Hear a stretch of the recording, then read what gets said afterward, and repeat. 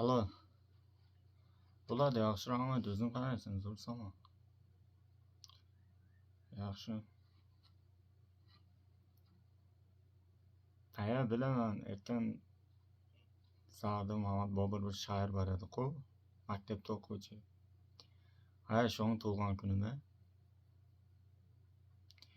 Ya, hazillashdim. Bilaman ertaga qanday kun ekanligini. Bo'ldi dedim-ku, boraman, to'ydaman. O'zing kemayaptimi? To'ydaman. Вообще.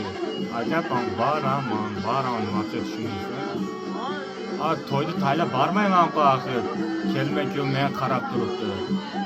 Kirgizayin, akşam konserti ham bor deydi.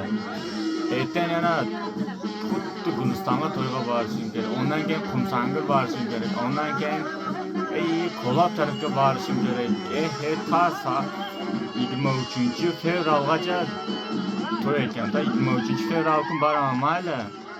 23 fevral kun boraman. Shu hammasini o'tkazamiz. 14ni ham, 23ni ham qo'shib o'tkazamiz, mayli. O'zing kelmayaptimikin?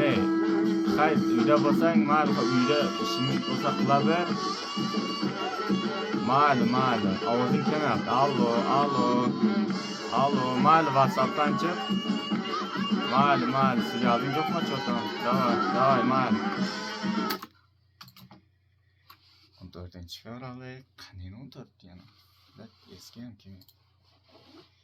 Nima qilsam ekan?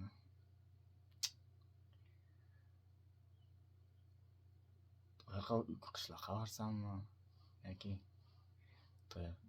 uydan to'ylarni tashqasammi?